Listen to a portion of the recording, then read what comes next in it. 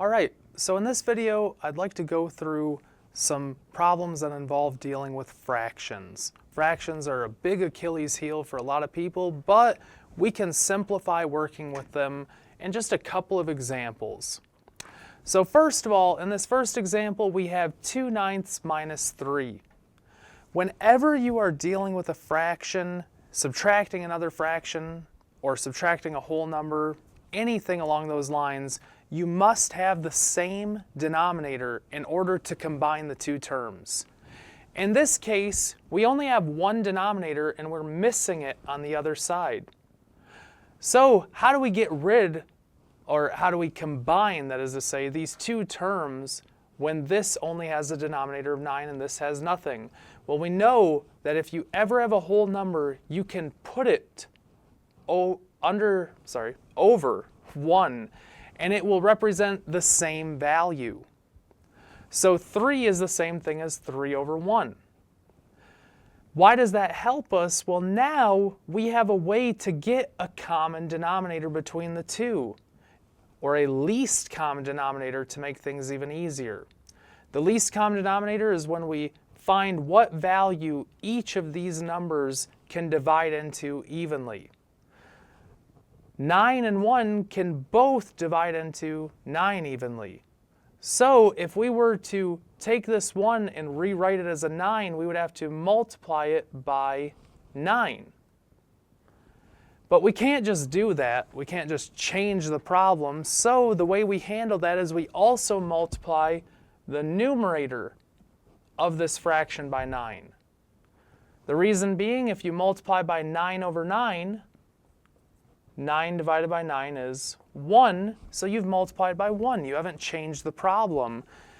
So we now have 2 over 9 minus 3 times 9 is 27 over 1 times 9 is 9. And now we have that common denominator. Now we are allowed to combine these two fractions. So the way you do this is you keep that common denominator and you add or subtract the numerators. In this case we have 2 minus 27. 2 minus 27 is negative 25 divided by that 9 that we kept. We get 2 minus 27 over 9 is negative 25 ninths. So 2/9 minus 3 is the same thing as negative 25 ninths. So let's go ahead and do the same thing over here, but in this case we don't have a whole number already.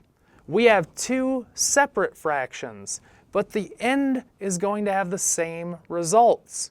We're going to try to find a number that each of these divide into evenly, our least common denominator, so that we can get each of them to have that same denominator and combine the results together.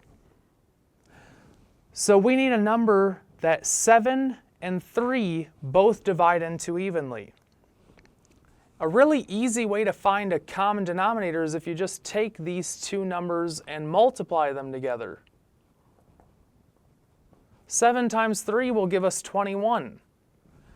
That means 7 can divide into 21 evenly, 3 can divide into 21 evenly, and it just so happens that these are prime factors, so when you multiply them together, they don't share a prime factor between them, so this ends up being the least common denominator as well. In either case, as long as you have a common denominator, you will be able to solve by simplifying later on in the problem. So we need each of these denominators to become 21 so we can start combining our fractions together. How do we get this 7 to become 21? We multiply it by 3. But again, remember, we can't just do that without doing the same thing to the numerator. Otherwise, it's going to change the problem. 3 over 3 is 1, so we're multiplying the problem by 1. How do we get this 3 to become 21? We have to multiply it by 7. But again, you can't just multiply it to the denominator, you also have to multiply it to the numerator to not change the fraction, to not change it without multiplying by 1. All right, so with this, we now have 3 times 7 in the denominator here is 21. 3 times 7 in the denominator here is 21. We've gotten that common denominator. Now we just need to multiply the numerators by their respective numbers. 3 times 15 is 45. 4 times 7 is 28. We now have 2 fractions with a common denominator. We can now combine these together and start simplifying. So remember, whenever you're adding or subtracting, you're going to keep that denominator. You're not going to add them together or subtract them. You will just keep the 21. And then you will add, in this case, the numerators. 45 plus 28. 45 plus 28 gives us 73 over 21. And now this will not simplify any further, so we say 73/21 is the result of 15/7 plus 4/3.